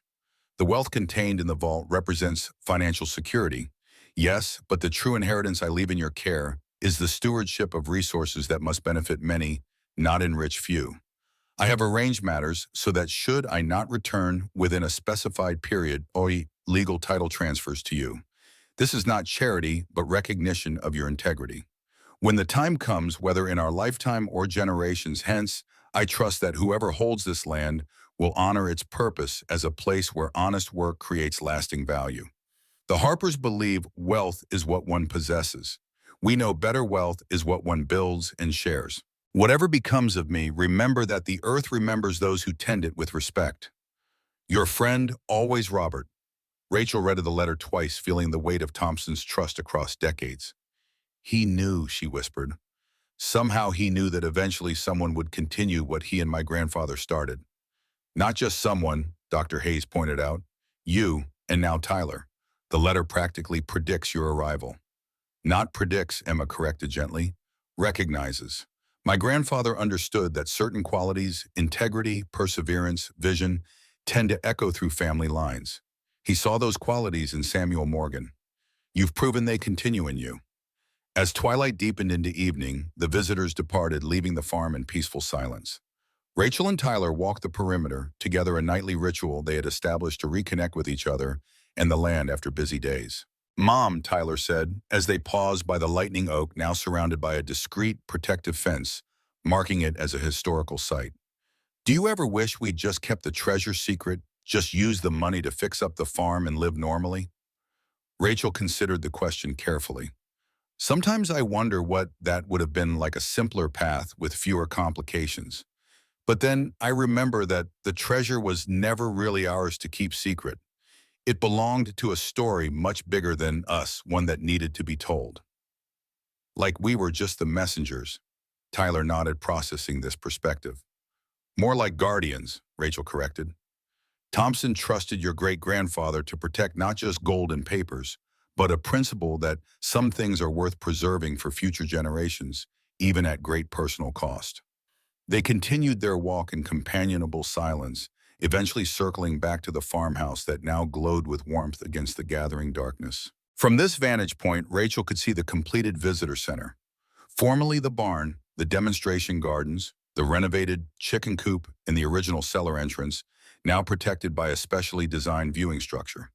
What had once been a desperate last resort, a broken-down farmhouse inherited from a grandfather she barely remembered, had transformed into something with purpose and meaning far beyond mere shelter. The Morgan farm had become a nexus where past and present converged, where a century-old injustice found resolution, where a mother and son discovered strengths they never knew they possessed. The official opening of the heritage site was still months away, but in a deeper sense the Morgan-Thompson legacy had already been restored. Each day brought school groups, historians, journalists, and curious visitors drawn by the unfolding story of hidden treasure and historical intrigue. Tyler had developed his own tour presentation focusing on agricultural practices and daily life in the 1920s, while Rachel specialized in explaining Thompson's economic innovations in the broader historical context. November brought the final legal resolutions. Thomas Harper, facing multiple federal charges, accepted a plea agreement that included full restitution to families affected by his bank's predatory practices. The county government, under new leadership following the corruption revelations, formally recognized the historical significance of the Morgan farm with a proclamation declaring the first weekend in June as Thompson Morgan Heritage Days. Most satisfying to Rachel was the court's final ruling on Nathan's divorce claims. Not only was he denied any interest in the Thompson discovery, but the judge ordered him to pay back child support with interest, citing his pattern of financial manipulation and abandonment. The money meant little to Rachel now, but the vindication carried its own value. As Thanksgiving approached, Rachel organized a dinner for everyone who had helped transform their lives. Dr. Hayes and his research team, Olivia, and the Historical Society volunteers, Emma Thompson, Jack Walters, Ellen Chen, even Miguel and the security team who had protected them during the most dangerous days. The dining room of the farmhouse, now restored to its 1920s glory, but expanded to accommodate large gatherings filled with conversation and laughter. Rachel surveyed the assembled group, not just allies in a fight, but friends who had become something like family. I'd like to propose a toast, she announced, raising her glass, to buried treasures, not just the ones that glitter, but the ones that connect us across time. To Robert Thompson and Samuel Morgan, who protected a legacy they wouldn't live to see fulfilled. And to all of you who helped us uncover not just a fortune, but our place in a story much larger than ourselves. Later that evening, as the guests departed and the farm settled into silence, Rachel found Tyler sitting on the back porch, gazing up at stars brilliantly visible, far from city lights. "What are you thinking about?" she asked, settling beside him. "About how different everything is from when we first got here," he replied. "Remember how the roof leaked that first night? How we put buckets everywhere and I thought we'd made a huge mistake. I remember I was terrified we'd never make this place livable." Tyler laughed, the sound carrying easily in the clear night air. "And now people pay to tour our house and listen to us talk about old stuff." "Life takes strange turns," Rachel agreed. Sometimes the worst moments lead to places you never could have reached otherwise. Like finding buried treasure when you're just trying to fix a drainage problem. Exactly like that. They sat in comfortable silence, mother and son united by experiences that had forged them into something stronger than they had been before. The Morgan farm stretched around them, no longer a last resort, but a first choice, no longer a burden, but a legacy. In the distance, the lightning oak stood silhouetted against the night sky, its split trunk reaching simultaneously toward earth and heaven, a fitting monument to a story of buried secrets and revealed truths of injustice, long concealed and justice finally served. Rachel thought of Thompson's letter and its recognition that the earth remembers those who tend it with respect. Some debts took generations to repay. Some promises, decades to fulfill. Some treasures, a century to truly value. The greatest wealth, Rachel reflected as she and Tyler finally headed inside, wasn't measured in gold coins or property deeds. It lay in connections restored in truths honored in stories continued. The real treasure of the Morgan farm wasn't what they had found buried in the ground, but what they had built upon it, a place where the past was preserved not as a relic, but as a living foundation for the future. As she closed the door behind them, Rachel glanced back at the farm, now cloaked in darkness. Tomorrow would bring more visitors, more questions, more stories to share. The treasure that had once been secret was now a gift continually given its value, multiplying with each person who heard the tale of a railroad baron's foresight, a farmer's integrity, and a desperate mother who discovered that sometimes salvation comes not from escaping the past, but from embracing it.